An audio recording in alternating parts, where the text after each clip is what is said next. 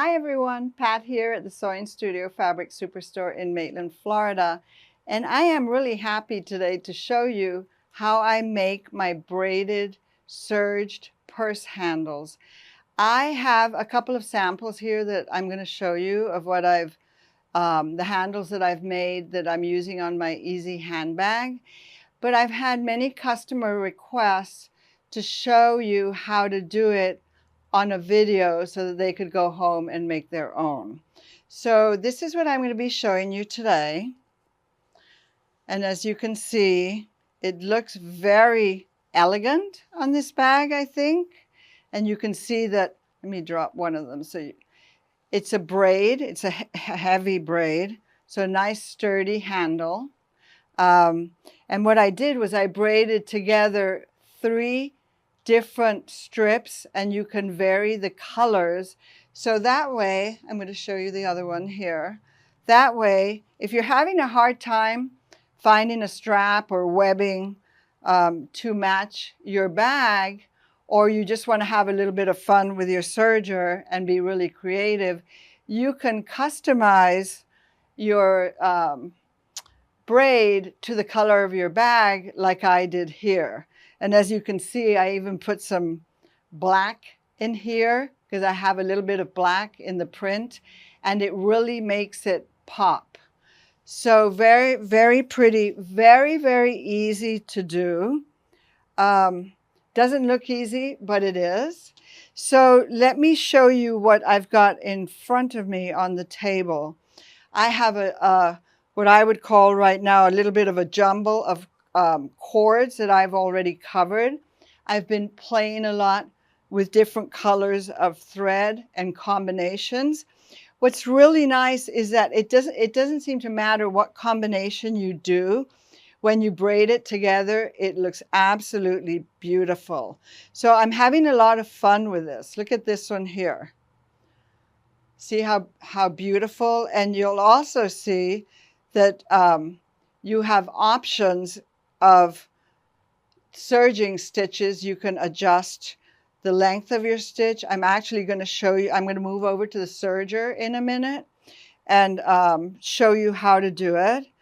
But this is a wide overlock stitch, and I'm using, mostly what I use is Wonderfil's Razzle thread, which I love. It's a heavyweight thread.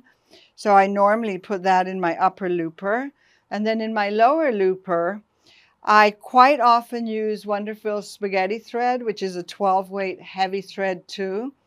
But if you wanted to use just a regular sewing thread in your lower looper, what I like to highlight really is my upper looper. So let me just show you the other side of this. See, the other side, uncoil it a little bit, is not as shiny. The stitching kind of blends in a little bit more. So if you don't want it to be glitzy like this one, you can make it a little lower key, so to speak, not use as glitzy thread. So it's up to you what choices you make. But as you can see, I love this one. Let's take a look at this one. So what I did with this one is that I used a black and white print, and then I used solid white fabric and solid black, and I did red stitching on all 3 of them to tie it together. So that one came out beautiful also. You can make solid ones if you want. And I want to show you the difference here while I've got this one in my hand. Can you see how this varies? The stitching is what I'm talking about, varies to this one. It's this one, the length is very, I'm going to move it a little bit closer. Maybe we can get a little bit. So this one, the stitching is very pronounced because it's a heavier thread, but I also lengthened the stitch length on my serger so that the fabric, the pink fabric underneath, would pop through, the color would pop through my green thread. So it kind of adds another layer, but if you don't want that, you can adjust your stitch length so that it's total coverage, like this one here. It's total coverage, but it also makes your strip a little bit stronger maybe and heavier because it's got more thread. And if you look at the other side of this, it's also got a different color. So I like to vary all the colors. Let me show you a couple more. Look at how beautiful. So when I talk about adjusting stitch length here, you're spreading your stitching apart. So with the red thread being further apart, my green fabric pops through easier. Okay, so now, before we go, I'm going to go over to the serger in 1 second. I just want to talk about the strips of fabric. Normally, I cut with the fabric, which would be 45 inches wide, right? So here's my width. This is a Kaffe fabric. So there's my width of fabric. And normally I cut them about 1.5 inches wide. That's more than enough. In fact, I've done some of them where I've cut it a little bit narrower and it's been fine. But if you're just starting to do this and you're not sure, 1.5 inches wide is very safe because you are going to be cutting some off with your serger. And then we're also going to be inserting cord in there. And normally I use like a wrapped cord. When I call it wrapped, I mean it's kind of an upholstery cord. I think we can see it here. It's like a commercial cord. If you don't have any, you could use a twisted cord. What I mean by twisted, I hope you understand, is that it coils over and over.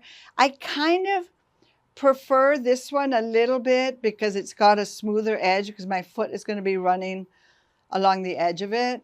But you can use twisted cord, and you could also make it a little bit narrower if you wanted, but you are going to be limited by the size of the cord, because I'm going to be using the cording foot, the 5mm cording foot on my Baby Lock serger. So you are kind of limited to the size of the cord, so to speak. So what I've used is 3/16 of an inch. So, and also I have a spool here of the thread. This is your razzle thread. So I like to use between 8 weight and 12 weight on my upper and lower looper. This is why I love using a serger so much for my decorative stitching, because I don't have to put the thread through the eye of the needle. I'm able to use really decorative threads on my upper and my lower looper. So now let's go ahead and go to the serger and I'll show you how to make this. Okay, so let's have some fun. And this really is a fun way of using your serger. I'm sitting in front of the Baby Lock Acclaim, so I'm sitting in front of a 4-thread overlock serger. And as you can see, on my upper and my lower looper, I've put heavyweight thread, and then on my 2 needle threads, I've got regular sewing thread. So just to reinforce what we're doing right now, is this is one of the strips of the braid. I have a loose thread in there I'm just gonna take out. So my cord is sticking out here. This is my pink 1.5 inch fabric. This green thread on top is my heavyweight upper looper thread. And then I have 2 needle threads running down the side of the stitch, which is what actually is locking the stitch together. And then if I flip it over, the purple is my lower looper thread. And this is my upper looper. This is my lower looper. So when I talk to you about being able to use a heavier thread, it's because I'm putting this heavy thread through portals or holes as opposed to the eye of the needle. So it will accommodate. Okay, so let me show you how I thread it. So I have the machine set up for threading, and this does have the revolutionary threading. So it also threads the needles with revolutionary threading. So what I've done, I'm going to go back and just show you. I set my machine from serging to threading. I'm going to unlock it because I had it locked up. I'm going to set it to threading. I'm going to turn my wheel, always, always, always on a serger, turn your wheel towards you. And as my tubular loopers line up, slow down, and then you can see that there's been some magic happen here. My machine is locked into threading mode, and now I'm ready to thread the upper and the lower looper. Now know that with this kind of threading system, depending on what kind of thread you use, some threads are heavier than others and some are very light. So it's possible that your thread, the air threading system may not grab onto the thread and shoot it through. Doesn't mean there's something wrong with your machine. It just means that you need to thread it maybe in a different manner. Okay, so I'm going to thread my upper looper first. I've got it threaded down here behind the little hook, and then always make sure that you have a clean tip. Cut it clean. You don't want to put a shredded end through there. And then I'm just going to put it in my upper looper portal.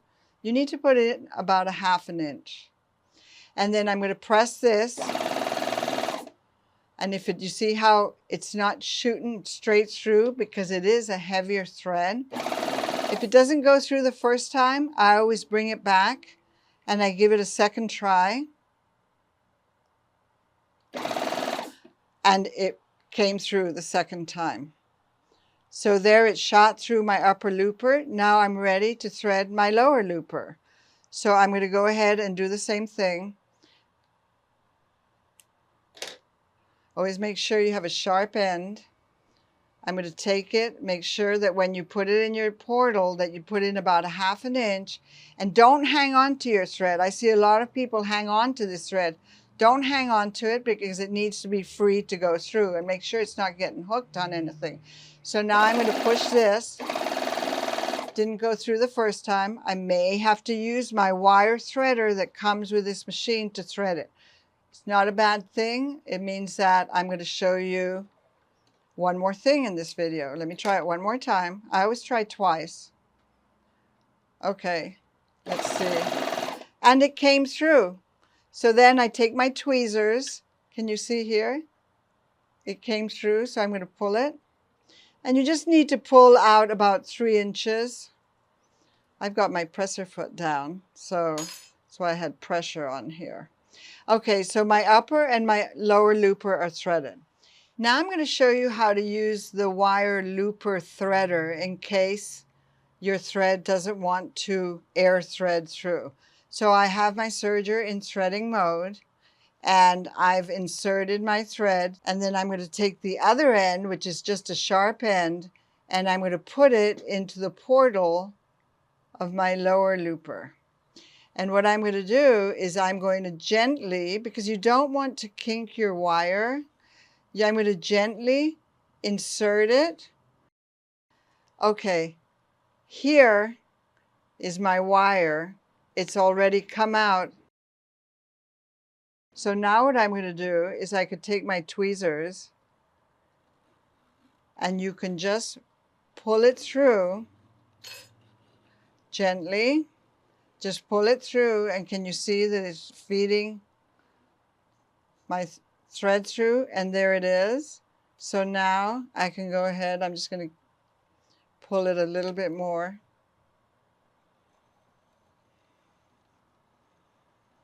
It's double there, so okay, there we go. So I'm carefully going to take my wire threader off. So it's very, very easy to do. So I have my 2 threads, my left needle and my right needle, threaded down the track. Always make sure that your presser foot is up when you thread your serger.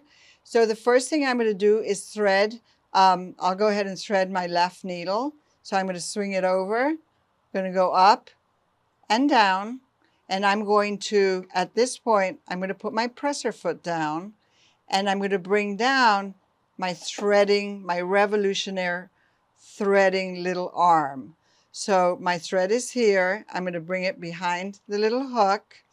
I'm going to again make sure that I have a sharp tip on my thread and it's not all fuzzy. And then I'm going to take the tip of my thread and I'm going to hold it.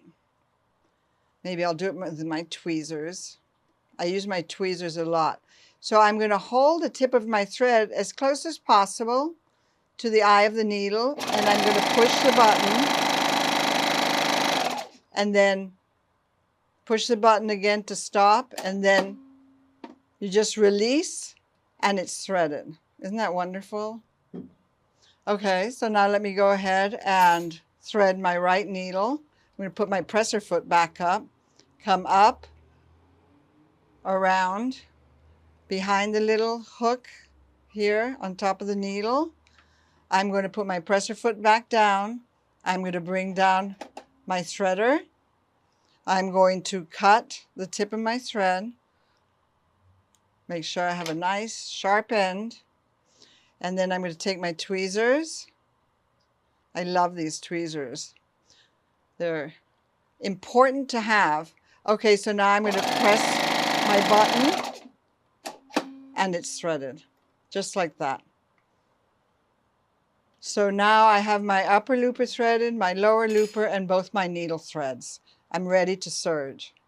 So the machine is now threaded, both loopers and both needles. So the next thing I'm going to do is put the cording foot on. And I'm using the 5mm cording foot for the 4-thread baby lock serger. If you have an 8-thread baby lock serger, you would be using the green as opposed to the pink. So let me go ahead and show you what the difference is between your regular foot. Can you see this is grooved out? It has like a channel in there that's going to guide. It's going to, once the cord gets in there, it's going to ride over the cord and keep it in place for me while I serge along the edge. So I'm going to go ahead and just put this underneath and just drop my presser foot and snap it in. You always have to hear that little snap. And now the next thing that I need to do is to put my serger back to serging mode. I'm back to serging mode, so now I can close this up and close that up. So now I want to tell the machine that I do want to do a 4-thread overlock. So I'm going to use my threading guide, and you can look at 4-thread overlock, and it's telling me to put my stitch selector over here on A, and then I'm going to put my stitch length down here on 3, and then my stitch width, which is the smaller dial on the top, I'm going to put it at 7. If you have a baby lock serger, you'll notice that when you look at the width for the 4-thread overlock, it has a recommended width of 6 to 7.5. So you can vary the width a little bit according, or you can adjust the width a little bit here according to the weight of what you're doing and your thread. I like to put it at 7. So next thing is, and make sure your differential feed is on N for normal. So now I'm going to take my cord and I'm going to take my 1.5-inch strip. So I'm taking my cord and I'm laying it inside my 1.5-inch strip on the wrong side. And then I'm going to wrap it over. I usually leave myself a little tail out there. Just fold it so your edges of your fabric meet. Then I'm going to take and I'm going to lift my presser foot, and you may have to give it a little lift here. And what you want to do is kind of, you can see that that tunnel, so to speak, is right here, and this is where my cord is. So just push it through a little bit. I always like, when I start serging, to make sure that there's fabric underneath the foot. So I'm just pushing it through a little bit. I'm going to put my presser foot down to hold it, and then just go ahead and line up the edges of your fabric. And when I was telling you in the beginning, showing you the different strips I've made, I said to you that I usually cut my strips 1.5 inches, but I have done them narrower. You can see now that I'm going to be cutting off something here. So if you make it narrower, your strip, it could be a little bit more tricky for you. So I'm going to go ahead and slowly put my foot down, and you can see that my thread whipped up a little bit. It's okay. Just pull it back. Now, a word of advice here, or I want to say a little bit of a warning here. When you are working with these heavier threads, don't go fast, because what can happen is as the thread is coming off the spool, if you go really fast, it really whips around and your thread could get married. And it will be very upsetting for you, because you'll pretty much, there's no fixing it unless you unpick everything. So just slow and steady is the name of the game here. And also, you want to make sure that as you're serging, that you're keeping an eye on what's going on up there and how your threads are feeding off. And when I say that, I keep checking to make sure that everything is going okay. In fact, you'll find that once you start working with decorative threads, the machines come with different spool caps and spool holders, and often I will put a spool holder underneath to lift my thread up a little bit off the spool holder. Okay, so now when I start serging, what I'm looking at is I want to make sure that this is nice and taut in there, but I'm also looking at the groove here. So I'm keeping my cording going straight.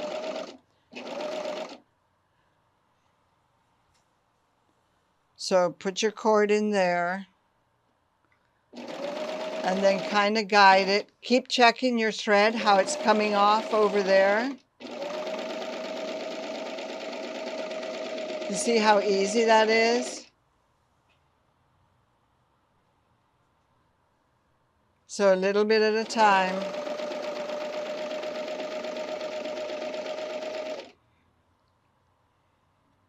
If it slips and slides a little bit, it doesn't matter, because I know I still have room. By the way, I love these tweezers. You can grab sideways. Now, let me do a little bit more, and I'm going to show you what it looks like.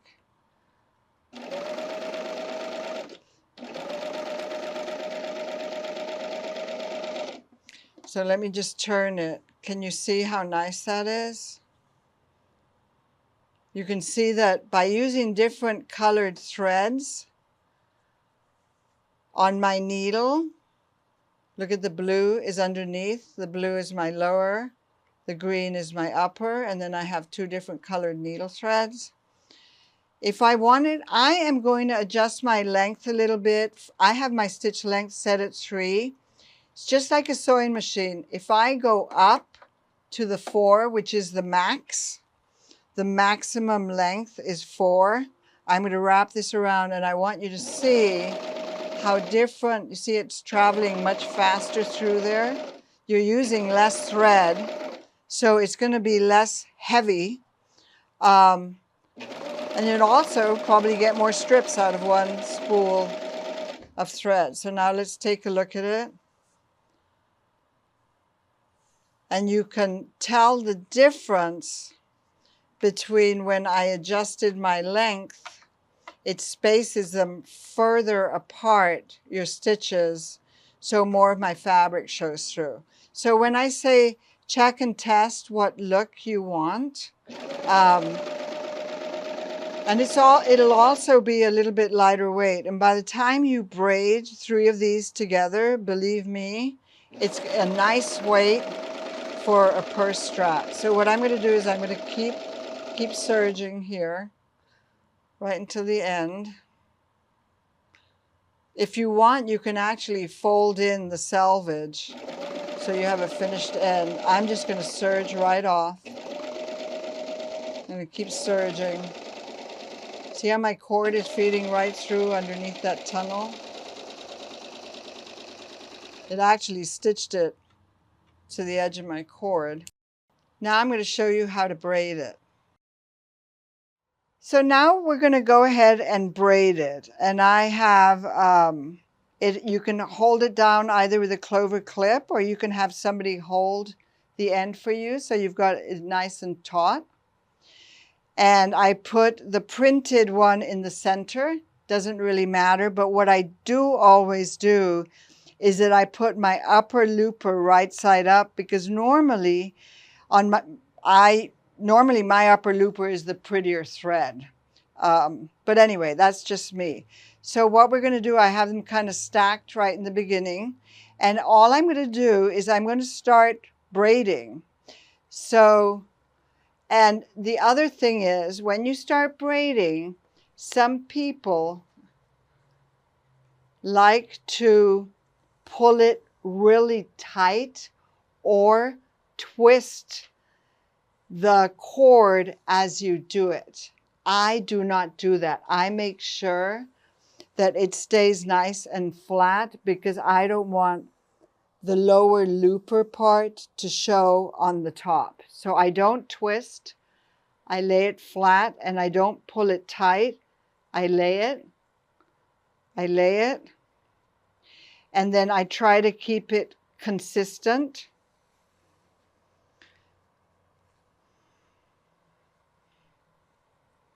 Now you can make one of these straps quickly. And the other thing is, when you're doing this and you're using width of fabric, it's 45 inches. Well, normally 43 to 45 inches, but when you start braiding it, you need to keep in mind that it gets shorter. I think you lose about 3 inches.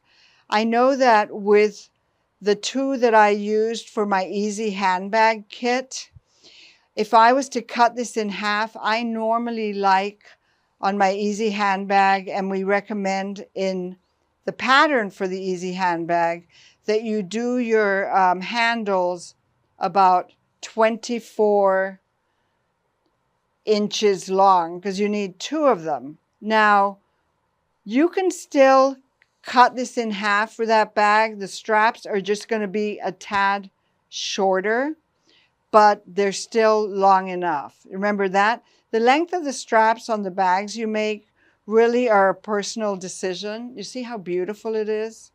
How it's coming together? Now, I'm almost done here. Once you get to the end, I always, when I use my serger, I tell you, use freight check. And normally I would have freight check the ends of my threads so they don't come unraveled as I braid. I always use freight check on the ends. And if you're in a rush, you want it to dry, you don't want to wait for your freight check to dry, I always have an applique pressing sheet on my ironing board. And I'm just going to grab it so if you don't know what I'm talking about. This is an applique pressing sheet. And I always have one on my ironing board. So what I would do is, if I want to dry my freight check quickly, I will put a drop, and a big drop, on the end here. And then my pressing sheet is on my ironing board. I would flip it over and sandwich my the end of my braid or whatever it is I'm putting freight check on, and just hit it with my iron for 4 or 5 seconds, and then it'll dry my freight check, because you don't want your serging to start come unraveling. And the other thing you should do is you could run a couple of rows of stitches, like zigzag stitches, to hold it on either end, and then decide, do you want to have this as a long strap? I'm going to take the other end here. Or do you want to cut it in 2? If you want, look at how beautiful that is. If you want to cut it in 2, what you should do is just kind of do the halfway mark here, and then put it under your sewing machine and stitch and leave about maybe a 1/2 inch spacing between my 2 lines of stitching so that when you cut it, it doesn't unravel. But look at how beautiful that is. So I love doing it. It's a lot of fun. It's a great way of using your serger decoratively, because I have a lot of customers that say to me, why would I want a serger? I don't maybe do garment sewing. I like to sew. And I say, hey, there's a ton of things, techniques, all kinds of things that you can use your serger decoratively for. So I would certainly, if you have one, start using it for fun. And if you don't, take a look at what we have or come by and see us. Thanks for watching.